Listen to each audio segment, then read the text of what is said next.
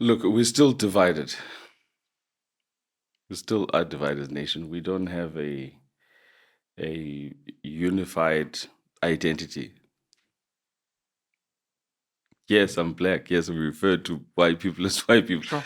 However, it's not all lost. I mean, when I look at my children, they listen to the same music, you know, as I actually don't even know what Ginger and Justly are set up. But I mean, there's something that is unified. I'm telling you, like if something is big, it's big for all the kids. Yeah. You know what I'm saying?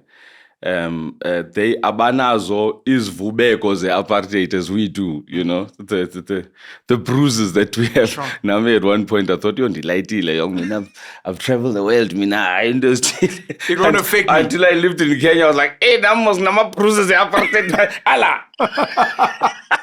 Like first I remember I wouldn't somewhere in my head, like I could not disassociate, like say a massive structure. Somewhere there, like Kunengamla there, Sure. somewhere. It must have been a white person that built this thing. Without even saying it. It's like it's there somewhere. But it's like, no, and I ask, is the black person or white person? They don't even say, no, it's a black guy. They say it's a Kenyan. Boom. Okay, do you mean black? Obviously, it's like... Come on. What more must I say? Of course. And it's so easy to normalize a society. I read a story once where someone was speaking to someone from the African continent about, you guys have white pilots. It's like, what do you mean? It's like, no. How does the story go? It had something to do with a black pilot. And they're like, why would you say that? It's like, oh no, where we come from, pilots are white. Or you have to explain it's a black doctor. Yes. It's like, we've never had that. Because from pilots to doctors to engineers, all we know is black people.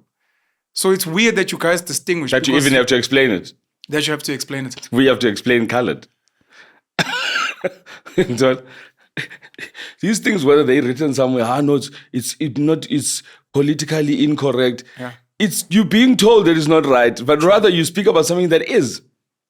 Colored was a term set up by the apartheid. It's like... Should it be scrapped as a name?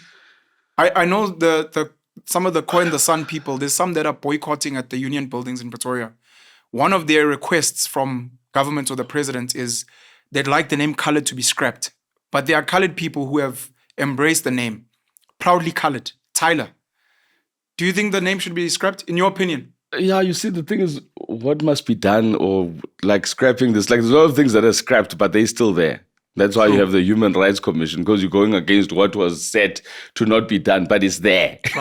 And whoever is done that is a representation of a group or a lot more people, or a sector of the society. You know what I'm saying? So these things, we need to understand them first. We need to understand who we are. And you still have colored areas, you still have black, you still have that. Yeah. Nothing has changed. Yeah. We still see town as town, kasi, Sure. And how much of it has worked for us?